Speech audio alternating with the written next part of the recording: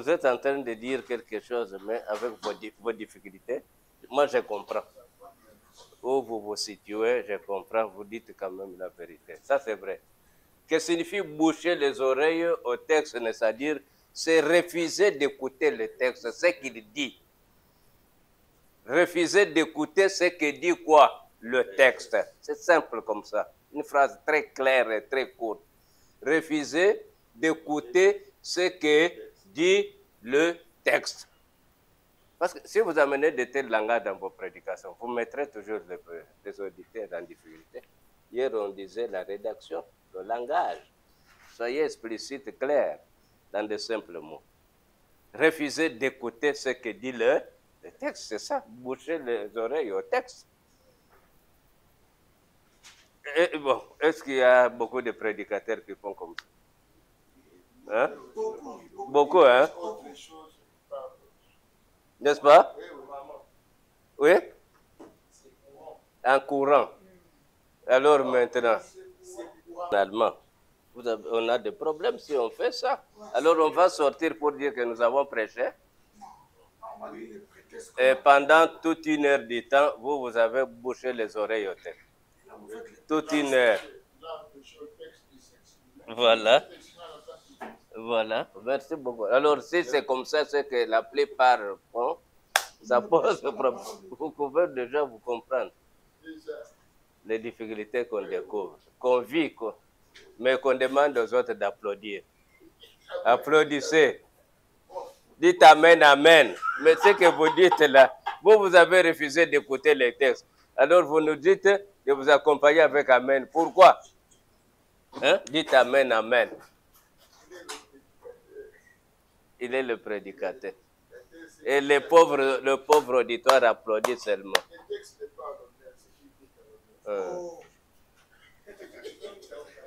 Vous voyez la difficulté dans nos prédications, c'est ça. Boucher les oreilles quoi? Au texte. Hein? C'est terrible, hein? Ça dit déjà beaucoup, hein? Oui, dit.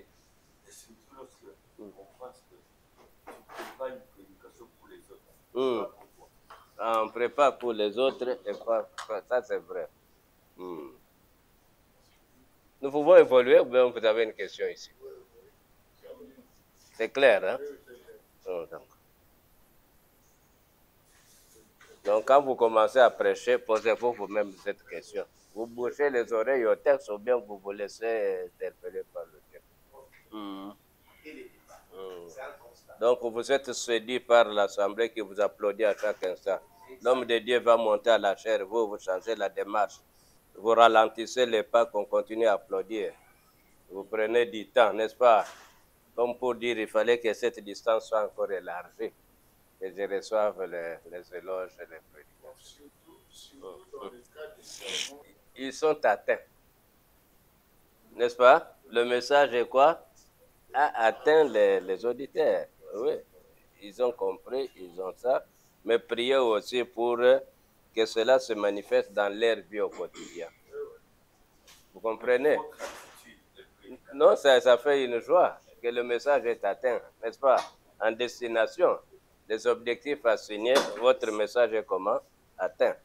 Voilà. Voilà. Et deuxième petite question. Voilà. À quel moment le prédicateur doit-il apprendre à se taire tout au long de ce qu'il fait? À quel moment?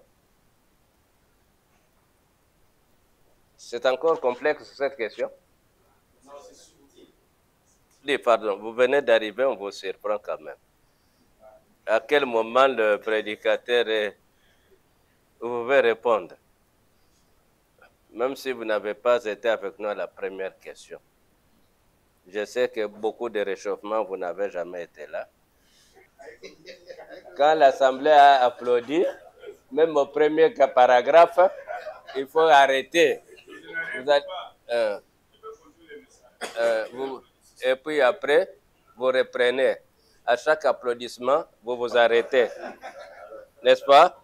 Donc, vous pouvez avoir 10 arrêts dans votre sermon, conformément aux applaudissements. Donc vous allez vous attendre à des applaudissements dans un sermon. C'est une pièce théâtrale.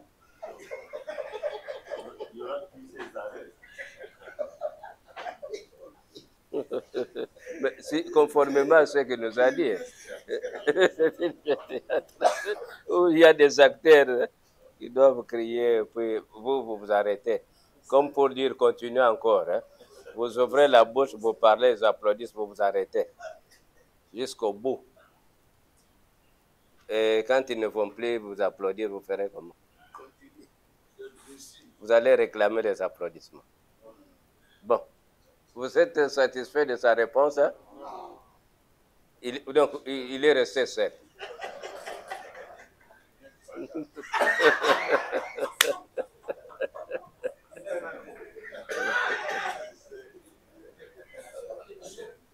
Voilà, son voisin. Après la prédication. Ok, donc quelle différence entre ce qu'il a dit? Peut-être lui, il a ajouté des applaudissements et ce que vous donnez. Vous êtes dans le même sac que lui, non? et finalement, vous aurez combien de pauses? Combien de pauses? Voilà. Vous l'appuyez, c'est que le monnaie. Donc, la liste s'allonge. Hein? Il n'est plus seul. Il est accompagné. Voilà. Une idée ou une réponse? Choisissez. Moi, c'est une question. Mais pourquoi vous avez dit je vais donner une idée? Ah, le français. Et nous avons dit ici, il faut savoir sélectionner le mot. Allons-y. Je donne ma réponse. Ah, voilà. À quel moment le prédicateur doit encore la venir après avoir conclu sa prédication? Donc, il y a des moments d'après vous. D'après moi. Avant et après. Voilà. Vous l'appuyez? Non. Non. Vous êtes à 3. On continue. Ah, c'est vous qui devez... Hein? Ok. Oui, oui. Ok, merci. Nous disons le prédicateur doit se taire après avoir fait la conclusion de son message. Ok. Il met un gros point. Il met un gros point comme voilà. Oui. Merci beaucoup. Oui, oui. Merci beaucoup. Apprenez à vous taire quand vous êtes arrivé au bout. Il y a un point là-bas, n'est-ce pas? Arrêtez de parler. Apprenez à vous taire. Ne revenez plus encore pour rebondir, n'est-ce pas? Vous rebondissez encore pourquoi? Merci beaucoup.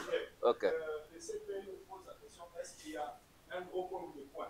Je vais glisser ça. Il n'y a pas de problème. Non, non. Le prof a dit ceci. Vous avez votre texte ici. Ok. Voilà. Vous avez écrit des histoires. Là, c'est la conclusion.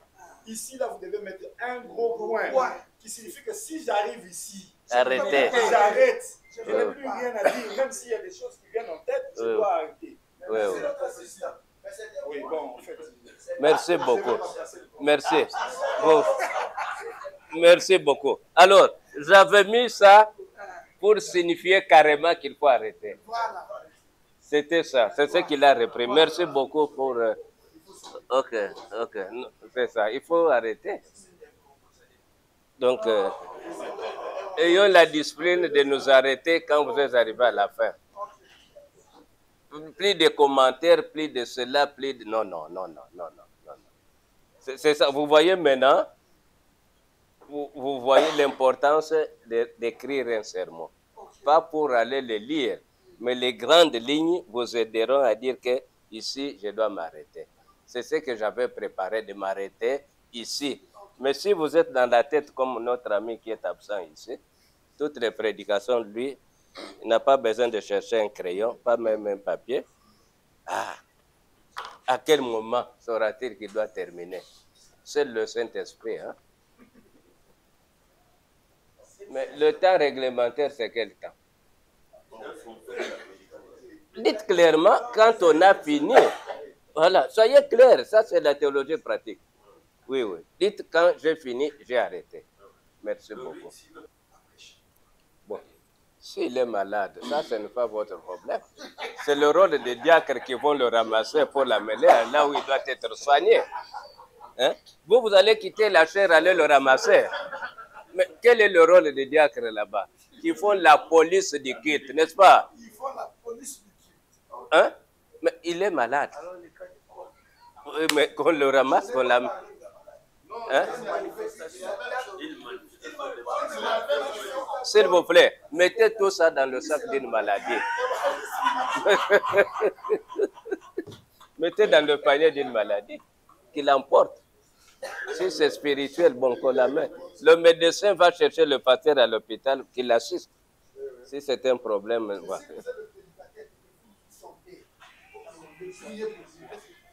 N'arrêtez pas votre prédication. Vous allez de l'avant. N'est-ce pas? Vous étiez à la chair pour guérir les malades? Oui, aussi.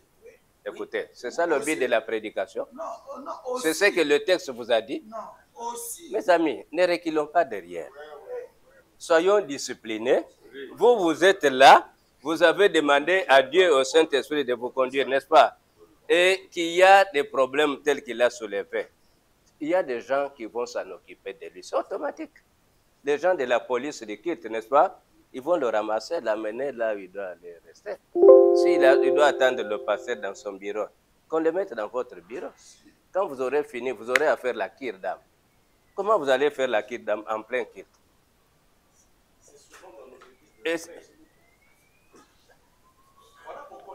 C'est pour cela que nous encourageons, nous les pasteurs, que cela se manifeste pour démontrer vos puissances aussi.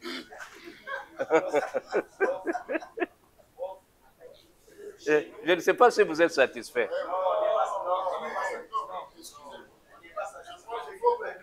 Bonjour, professeur. Le professeur donne le cours. Bon, je reviens, s'il vous plaît. J'avais beaucoup insisté pour l'ordre du culte. Ce n'est pas vous qui avez convoqué le culte, c'est Dieu qui avait convoqué. Et ce moment de culte, vous l'avez confié à Dieu. Que tout se passe dans l'ordre, n'est-ce pas? Et selon la volonté de Dieu. De telles manifestations, il n'y a que chez vous où ça se manifeste.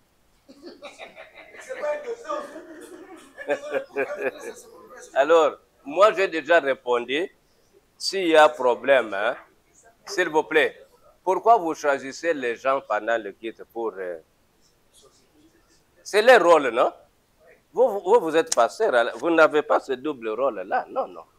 Le pasteur, il est diacre, mais pas vous êtes à la... Vous faites votre travail. N'est-ce pas? Si il est tombé, ce n'est pas vous qui allez le relever. Il y a des gens qui doivent le prendre, l'amener là où il doit être. Voilà, merci beaucoup. Merci. N'est-ce pas? Parce que, s'il vous plaît, à supposer qu'il est là, il fait ce qu'il fait, vous quittez la chair. Attendez, arrêtez.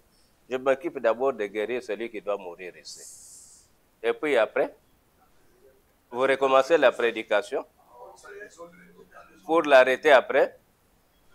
Et si vous ne le ressuscitez pas, vous allez faire comment? Vous arrêtez la prédication? Vous comprenez les conséquences? Donc, en d'autres termes, hein, s'il vous plaît, vous savez, la prédication, Dieu est en train de parler, il vous a utilisé. Laissez Dieu continuer à parler ce que vous avez préparé. N'est-ce pas? Parce qu'il y a un message qui ne peut pas être perturbé par n'importe quel mauvais esprit. Non, allez de l'avant. Ne prêtez pas... Bon, sinon, celui-là, à supposer, d'accord, si quelqu'un encore commence à chuchoter, à faire n'importe quoi, vous allez continuer à arrêter la prédication. Et chacun a tour de rôle. Vous allez donner une prédication qui ne va plus finir. Parce que vous aurez d'abord tiré l'attention à gauche, à droite et tout ça. S'il y a 500 personnes, vous comprenez le problème. Ça, c'est un temps très bref, très court, n'est-ce pas?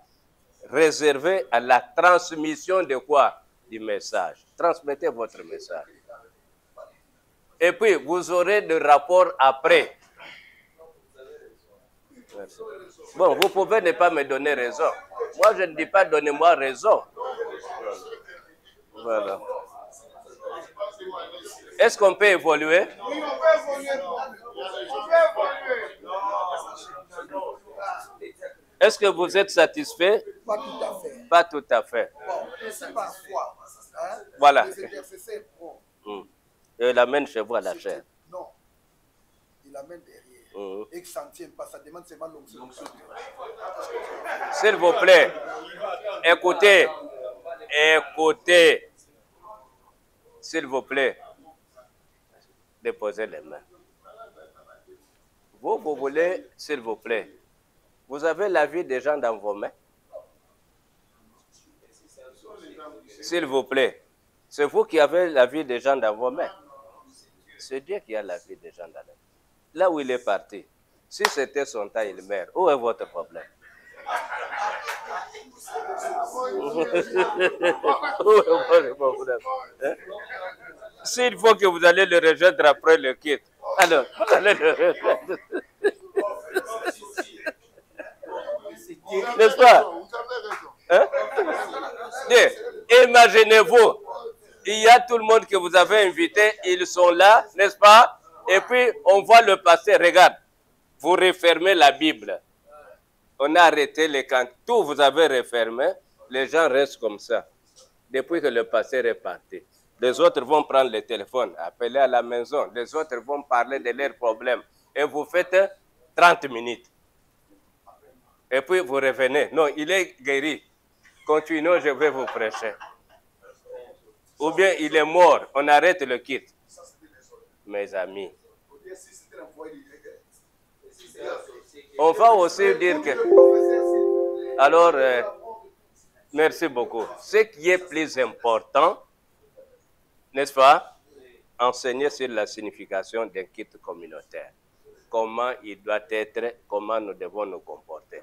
Et si nous avons des problèmes, à quel moment les présenter. Ça, ce n'est pas la période de faire, de recevoir. Venez ici, on va vous imposer. Ce n'est pas encore cette prière d'intercession. N'est-ce pas? Il y a une partie d'intercession, n'est-ce pas? Mais ça, c'est le message.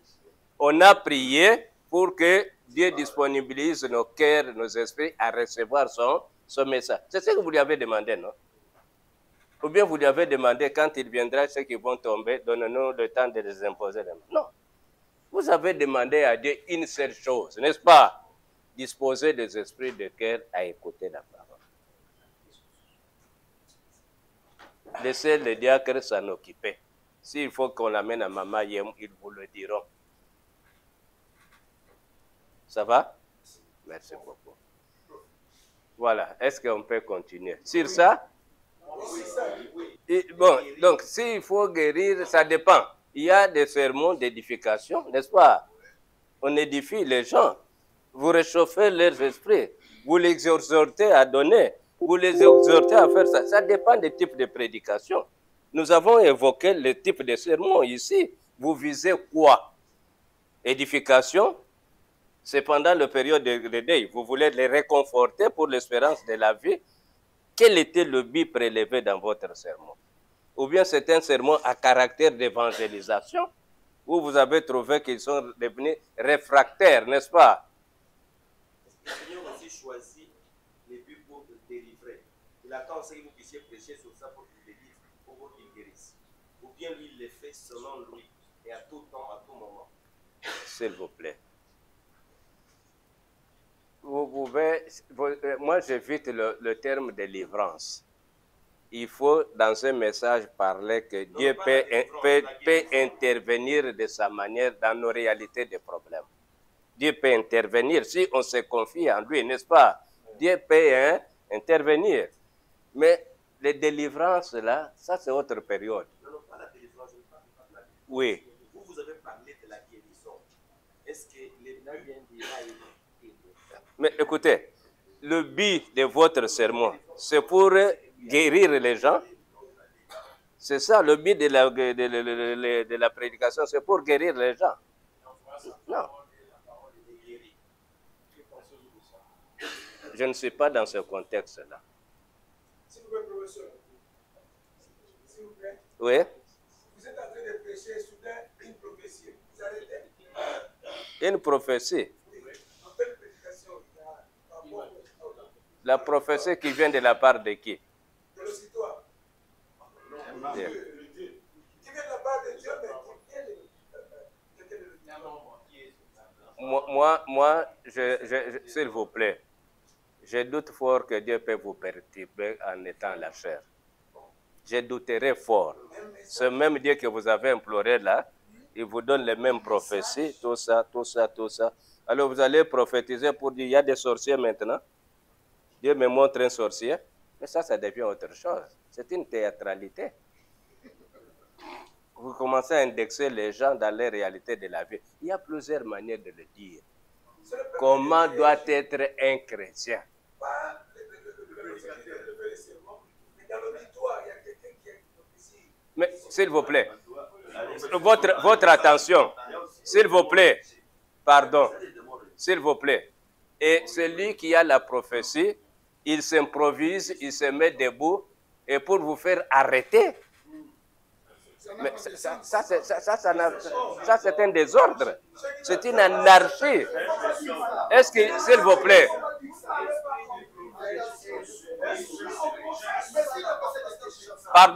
pardon, s'il vous plaît, non, excusez, non, excuse d'abord. Ce sont des réalités qui se passent au sein de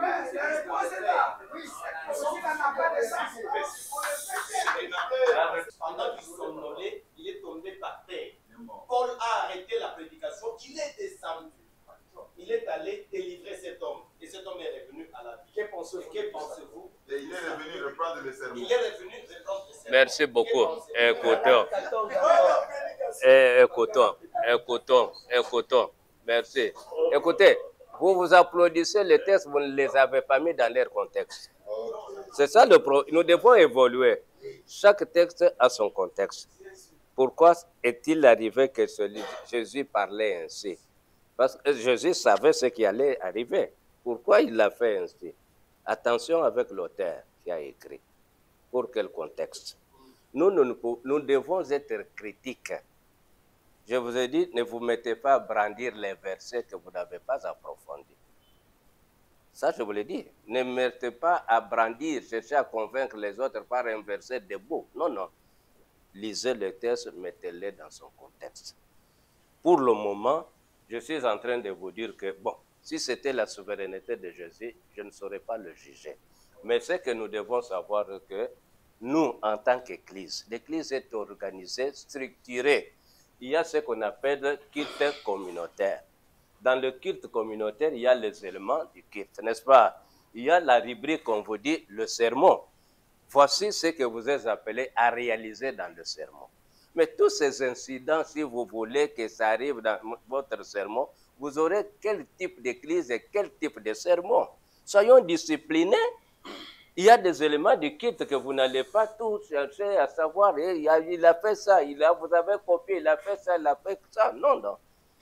Le texte a son contexte. Nous ne sommes pas dans de telles circonstances. L'Église a évolué, n'est-ce pas?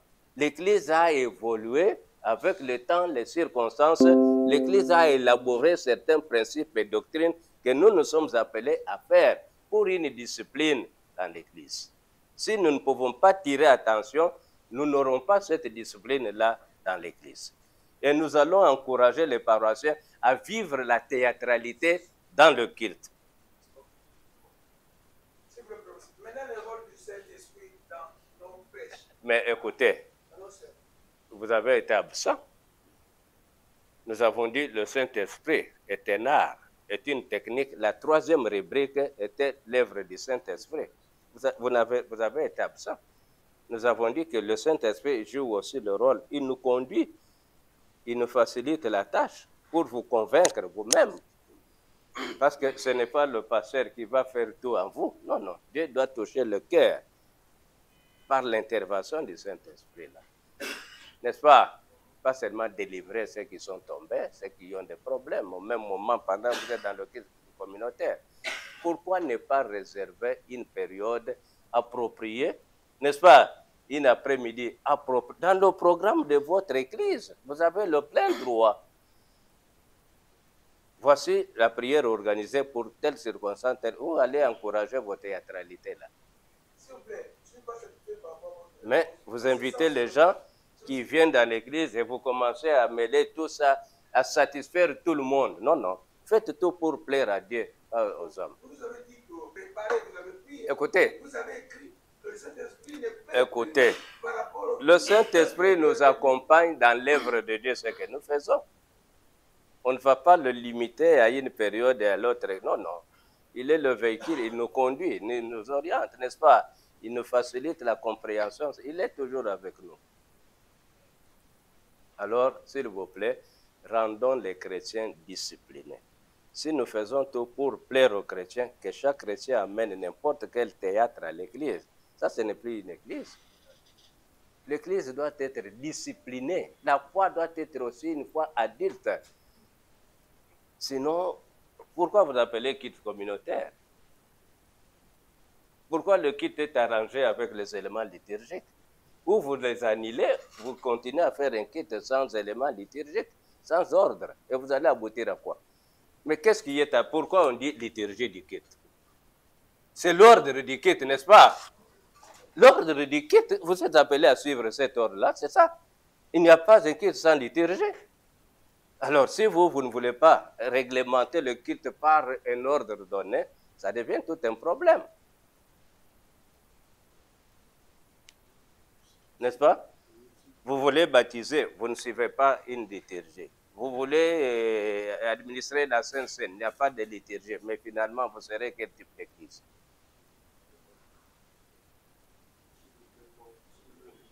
On peut évoluer? Ok, alors voilà, on va ici. Prêcher une charge confiée, veut dire quoi? Peut-être cette question. Oui. Prêcher une charge confiée, ça veut dire quoi?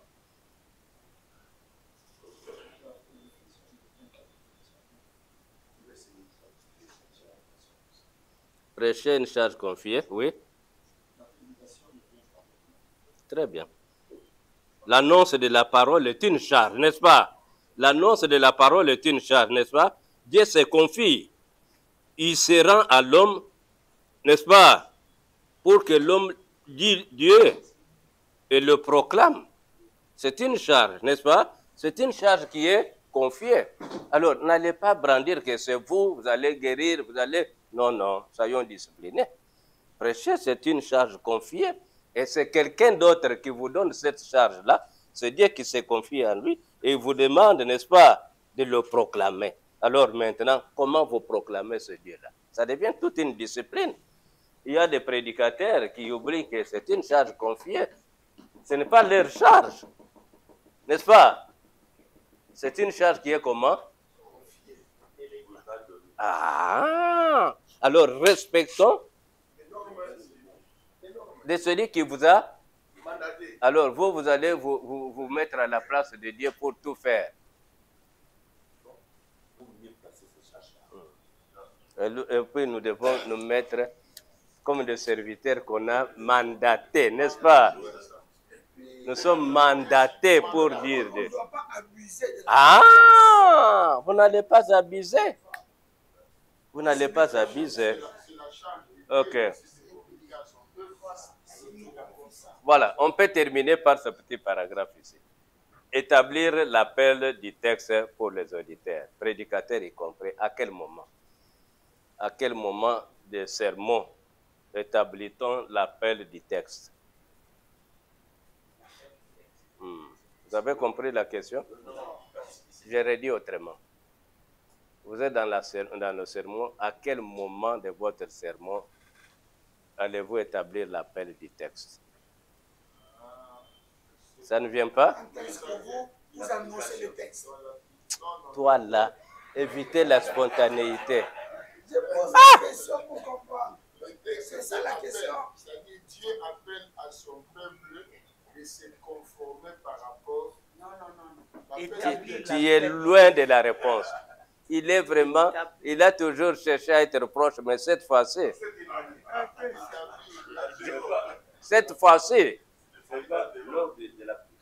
très bien, très bien. Mais écoutez, nous avons vu l'introduction, n'est-ce pas? Son rôle, nous avons vu le développement avec les différentes parties, n'est-ce pas? Mais vous ne pouvez pas sortir du développement sans application du texte. Vous ne pouvez pas aller à la conclusion, n'est-ce pas? Que dit le texte pour nous? Le texte est adressé aux Juifs, aux Romains, aux Éphésiens, tout ça. Mais quand est-ce que vous faites cet appel-là? Y compris vous-même, vous n'êtes pas épargnés. D'ailleurs, le texte doit d'abord vous convaincre avant d'aller convaincre les autres. À quel moment vous faites cette application-là? N'est-ce pas? Vous sortez maintenant là pour vous, vos paroissiens. Comment ils peuvent vivre aussi ce texte-là? S'approprier du texte.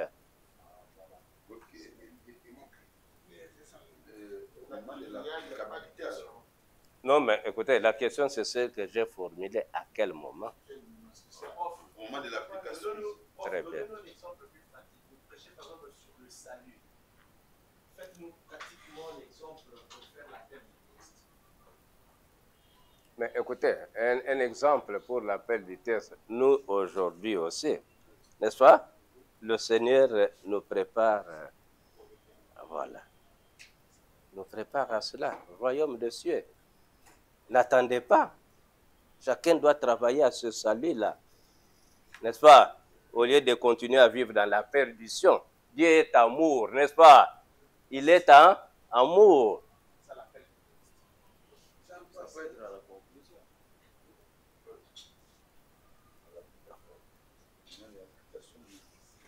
Avant la conclusion. Okay. Non, non, là, écoutez. Mais l'application, c'est avant la conclusion. Voilà. Est-ce qu'on peut maintenant... Merci. Merci beaucoup.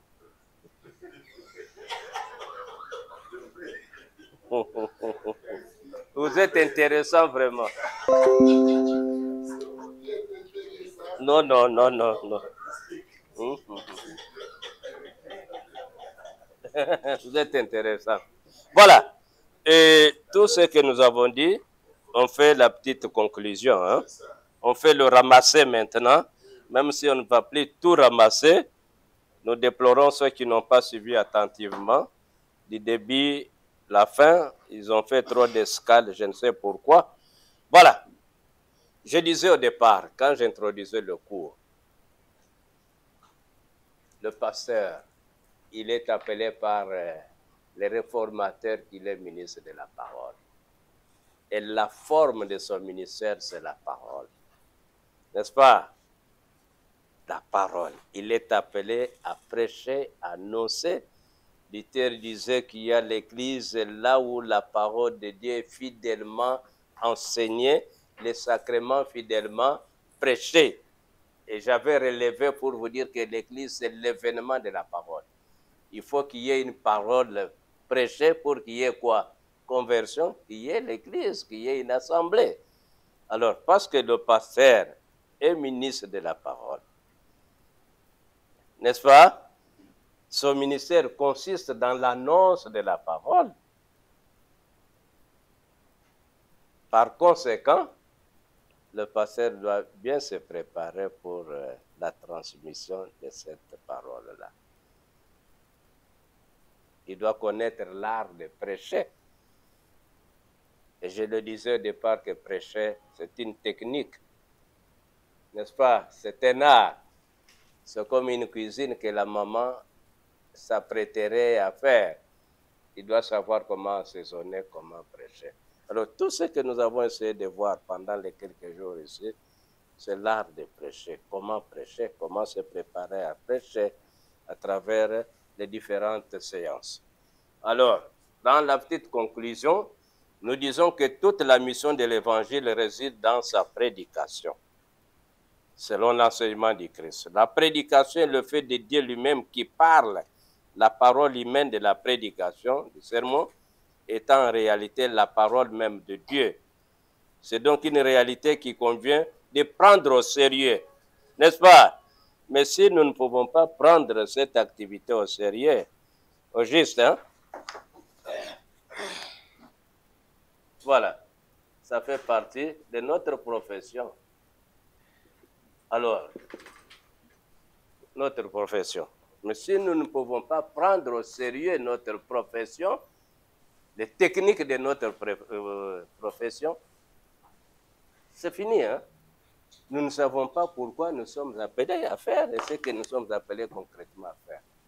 Ça fait partie de notre profession. Alors, nous devons être sérieux.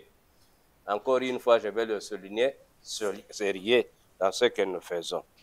Un prédicateur qui se met, il sent que dimanche, dans quelques jours, ou c'est demain, ou c'est après-demain, il ne peut pas se mettre à préparer le texte. Est-ce qu'il est sérieux? Qui aime l'improvisation, est-ce qu'il est sérieux? Et puis un pasteur qui sait qu'il ne sera pas présent ou il sera empêché, qui n'attend que le dernier jour pour appeler son collègue, est-ce qu'il est sérieux? Pourquoi vous ne me répondez plus? Vous aimez l'improvisation? Il savait qu'il ne sera pas là, ou bien il aura un autre empêchement, et il attend la dernière minute pour appeler quelqu'un d'autre. Est-ce qu'il est sérieux? Non. Il n'est pas sérieux. Alors, il apparaît dès lors que la parole de Dieu, pour autant qu'elle est prêchée par les hommes en Église, n'est pas seulement une parole, mais qu'elle est aussi bien davantage l'action de Dieu, par laquelle il ne cesse de manifester pour tous les hommes le fait accompli une fois pour toutes de la révélation. Le prédicateur doit rechercher la connaissance intime des auteurs bibliques. La connaissance des auteurs bibliques. Les idées transmises dans leur contexte d'origine. N'est-ce pas? C'est ce que nous avons dit, qu'il faut tenir compte du contexte du texte lu. N'est-ce pas? Le contexte, quel contexte nous avons souligné? Historique, et puis théologique, et puis archéologique. Toi là, tu m'auras marqué de plusieurs manières. Le prédicateur doit aussi rechercher à vivre le message avant de le prêcher, car l'auditoire entend le prédicateur avant le sermon. Alors, veut dire quoi? Recherchez à vivre le message avant de le prêcher. Mettez-vous à la place d'abord des autres. Qu'il vous interpelle, n'est-ce pas? Qu'il vous interpelle, comment vous voulez le vivre. Il ne faut pas aller enseigner aux autres ce que vous-même vous êtes incapable de saisir, de comprendre et de faire. Ça pose problème. Le secret pour cela est d'apprendre à écouter Dieu avant de parler en son nom. Un autre aspect déterminant est d'apprendre à connaître ceux qui vont nous écouter prêcher à l'auditoire. Et là, nous avons dit que vous devez tenir compte de votre assemblée. N'est-ce pas? Tenir compte des destinataires. Quelles sont les réalités dans la vie de la foi? Les réalités sociales. Pour cela, il est nécessaire et important de savoir communiquer le concept biblique étudié, c'est-à-dire de savoir expliquer et appliquer clairement une idée biblique aux auditeurs. S'il vous plaît, mais si vous ne savez pas expliquer, analyser, comprendre, vous ne saurez pas l'adapter. Tout texte lu, il faut l'étudier, l'analyser et aussi, surtout, chercher à quoi? L'appliquer. C'est ce que nous avons dit, l'application du texte à la communauté, aux besoins de la communauté, à votre auditoire. Ainsi, cette sensibilité à l'écoute de la parole et de la connaissance des besoins de l'auditoire doit aider le prédicateur dans le choix de son texte biblique, servant de base à l'étude de son message. Dans la préparation des textes, n'est-ce pas, du sermon, nous avons dit il faut d'abord faire quoi? Le choix de quoi? Du texte. Parce que c'est à travers le texte que vous allez faire sortir le sujet du texte, le thème du texte, la proposition du texte. Vous devez être préparé. Et dans les leçons que nous avons eues, nous avons dit comment choisir le texte, n'est-ce pas? Et là, nous avons évoqué plusieurs thèmes. Qui peut m'évoquer un exemple? Comment choisir le texte? Comment faire le choix du texte? S'il vous plaît, mais ça c'est très facile. Vous pouvez choisir le texte en fonction d'une circonstance, par exemple. hein, en fonction de ce qui se vit, de ce qui se fait. OK. Servant de base. Cette étude doit passer par le crible de la réflexion sur les thèmes choisis et par l'utilisation d'un certain nombre d'outils qui vont permettre d'élaborer la phrase thématique et les différents points du message. C'est ce que nous avons dit que votre sermon, dans le développement, peut avoir 3 parties, 4 parties, mais n'allez pas plus au-delà. Et pour que les explications des idées tirées de la Bible soient pertinentes, elles nécessitent d'être étudiées aussi bien au regard de la Bible que de l'auditoire.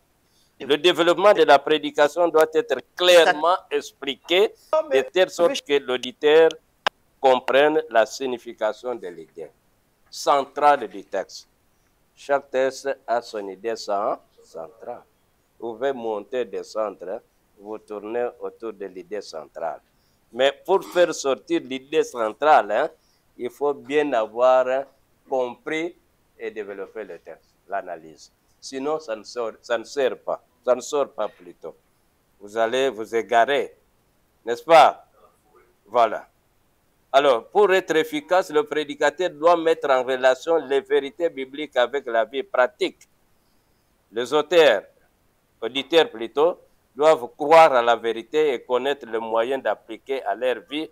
C'est pourquoi le message doit pouvoir se résumer à une phrase formulée simplement, clairement, facile à retenir et doit avoir un but, n'est-ce pas, de voir leur vie transformée de manière spécifique. Le but là.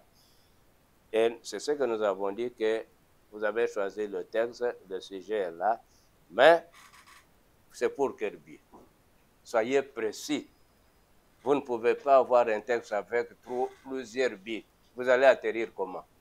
Quel est l'objectif de votre sermon? Vous voulez atteindre quoi? Qu'est-ce qui va changer dans la vie de vos paroissiens? Ayez toujours un but que vous vous fixez. Le but de la proclamation de ce message doit susciter et provoquer au moins une réaction. N'est-ce pas? Mais quand vous prêchez, le but n'est pas là, il n'y a pas de réaction. Est-ce que vous avez atteint? Non. Vous avez perdu de temps inutilement. Quelle que soit la forme du sermon, n'est-ce pas? Ce dernier doit toujours comporter un plan constitué d'une introduction, d'un développement et d'une conclusion. Qu'on le veuille ou pas, si vous voulez être en ordre. Peut-être pour le spécialiste qui n'a jamais écrit, peut-être je ne sais pas comment lui faire cette planification. Il peut nous le dire même à la dernière minute. Mon cher, comment ça arrive chez vous? Sans plan? Il est où? Vous le mettez où? Dans la tête? En ossature. Ok. En ossature qu'on a couché. Mais vous dites que vous ne touchez pas le bic? Non, on ne touche toujours le bic. Alors nous avons dit que le rôle de l'introduction, c'est quoi? L'accroche. N'est-ce pas? Alors, il faut commencer par canaliser les idées de vos paroissiens, là où vous devez arriver à développer. Et nous avons dit que vous pouvez même annoncer les différents points à travers votre introduction. Savoir introduire. Si vous avez introduit dans le blabla, le rire, hein, le tout va aussi se continuer dans le blabla. Et quoi? Le rire. Ils ne vont plus s'attendre à quelque chose de bien. Et le développement, nous avons dit que c'est le corps même du texte. C'est là il faut mettre beaucoup d'attention. Il faut vous attarder un peu là-bas, relever les différentes parties. Et nous avons dit qu'il peut arriver à travers les différentes parties, vous les appuyez par les différents passages bibliques. C'est l'explication. Et dans ce développement-là, la dernière partie de votre développement doit être l'application. L'application. Et nous avons dit que la conclusion, c'est quoi? Le résumé de ce que vous avez dit. Vous pouvez revenir brièvement sur l'introduction, n'est-ce pas? Sur les différentes parties, n'est-ce pas? Terminer, mais savoir vous taire quand il est temps de faire quoi? D'arrêter. Et nous avons dit que dans la conclusion, ce dont ce que vos auditeurs se souviendront. N'est-ce pas? Mais si vous n'avez pas renforcé votre communication, sermon, c'est difficile. Hein? Qu'est-ce que vous avez retenu? Qu'est-ce que vous avez suivi? Vous n'avez pas indiqué ce dont ils pourront se souvenir de temps en temps. Alors, c'est très important. Les différents points doivent être reliés entre eux par des phrases de transition. Pour que ça ne soit pas des sermons différenciés, n'est-ce pas? Ils doivent toujours avoir l'enchaînement des phrases de transition. Vous quittez une étape pour une autre étape. C'est comme quand vous faites un discours. Il faut savoir y mettre des phrases de transition. Le plan du sermon est la structure qui soutient toute l'ossature de la prédication et qui a besoin d'être enrichie par d'autres matériaux complémentaires diversifiés pour rendre les points du message encore plus compréhensibles, attrayants et convaincants pour l'auditoire. Encore une fois, le choix de l'utilisation des matériaux comme les définitions, les citations, les reformulations, les narrations ou les illustrations doivent être faits judicieusement pour ajouter quelque chose à l'ensemble de votre sermon. C'est ici où nous avons parlé de l'importance des illustrations. Quel est le rôle des illustrations dans un sermon? Les images que vous utilisez, les proverbes que vous pouvez utiliser, c'est pour appuyer, renforcer l'idée que vous avez soulevée. Voilà. Et là, il ne faut pas s'étendre très longuement. Sinon, les paroissiens risquent de sortir avec des images plutôt que le message. Il reste maintenant deux ingrédients extrêmement importants, l'introduction et la conclusion du message. Ce sont ceux qui vont donner envie de goûter au plat, la prédication, et de s'en souvenir, même longtemps, au point de vouloir pratiquer la recette. L'introduction revêt une importance capitale dans la mesure où elle doit capter l'attention, dévoiler les besoins et orienter l'auditoire vers le sujet de la prédication. Un rôle capital. Elle introduit aussi bien le message que le messager.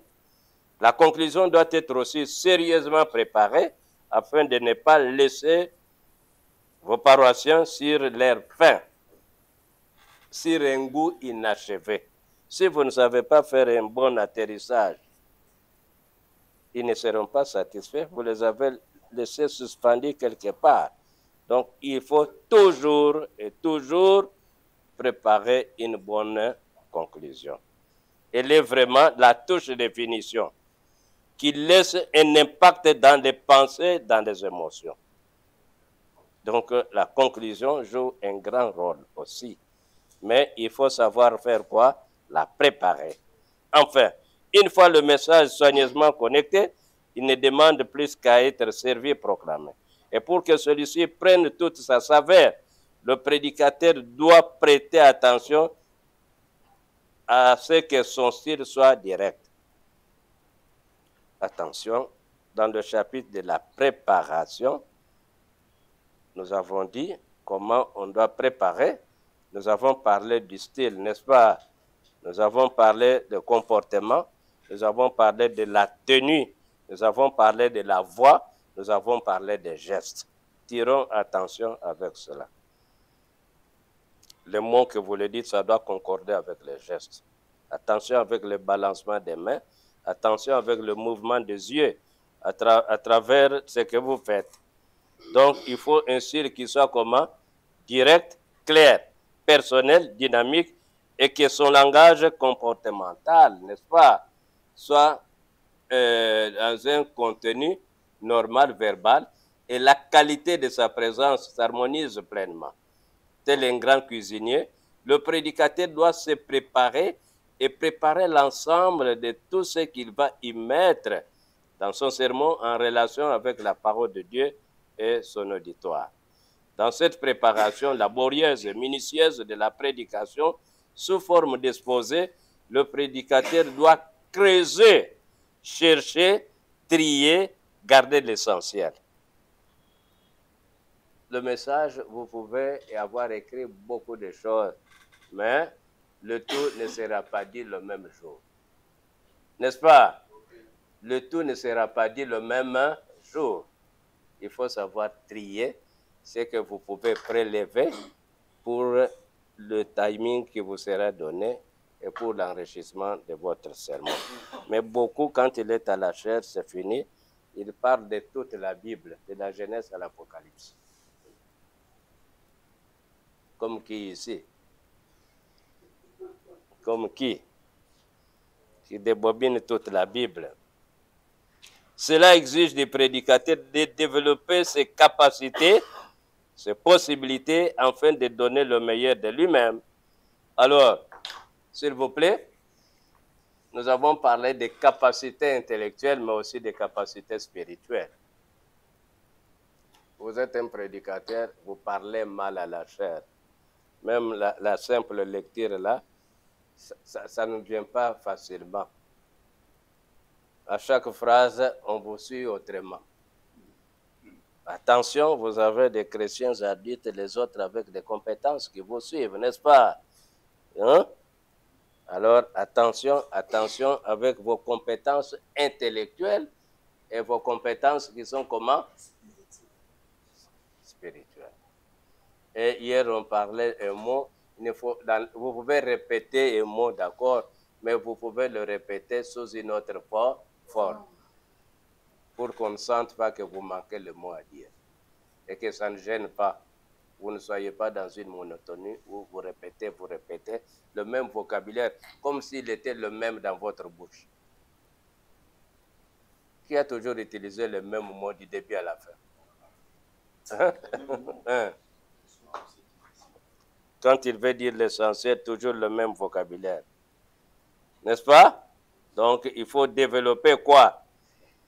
Ces capacités. Et hier, nous avons dit que les capacités intellectuelles, on peut les développer à travers quoi? Alors, voilà. Mais vous qui êtes tout le temps de vagabondage, des visites pastorales. La lecture et la méditation. La méditation. La prédication requiert une haute responsabilité. Elle requiert quoi? Une haute responsabilité. C'est parce que, pourquoi? Nous avons écrit le mot ici. C'est une profession. C'est une charge. Mais malheureusement, beaucoup de prédicateurs, hein, ils ne voient pas une responsabilité qui vient de Dieu, qui vient de l'Église. Ils s'amusent, ils font ce qu'ils font, et ils oublient. C'est une grande responsabilité, car elle met en jeu, s'il vous plaît, haute responsabilité, car elle met en jeu la responsabilité du messager, la responsabilité de la proclamation du message, la responsabilité des personnes qui l'écoutent. Vous comprenez déjà? La responsabilité de qui? Le messager, c'est qui? Et la responsabilité de la proclamation du message, c'est qui? C'est quoi? Vous êtes responsable pour transmettre, mais le message, là, il faut le connaître, il faut l'étudier. Vous avez une grande responsabilité d'exploiter le texte. Vous avez aussi une responsabilité qui vient de Dieu pour transmettre à travers vous. Il envoie sa parole. C'est une responsabilité que Dieu nous confie. Nous avons dit que c'est une charge qui est comment? Confier. Et puis la responsabilité de quoi encore en dernier ressort? Des personnes qui l'écoutent. Mais écoutez, vous avez la responsabilité. Toutes ces personnes-là qui sont venues à l'église, on dit on va écouter la parole de qui a la responsabilité de les transmettre. Alors attention, il ne faut pas qu'ils rentrent comme ils étaient venus, qu'ils ne soient pas satisfaits. Vous avez une grande responsabilité. Ils sont là, appelés à vous écouter, vous dites non, moi je vais soigner encore ceux qui sont tombés.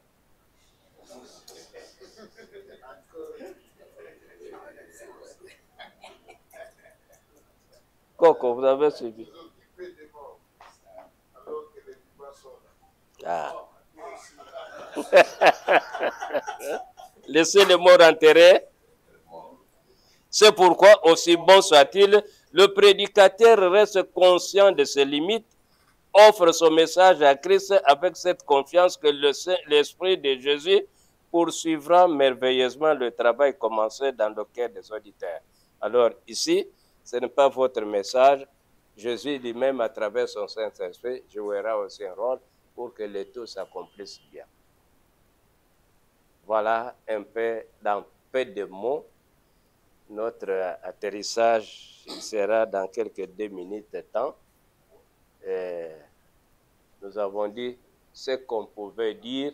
Nous n'avons pas tout épuisé de ce qui concernerait les principes homilétiques, mais nous avons essayé de faire le ramasser par-ci, par-là.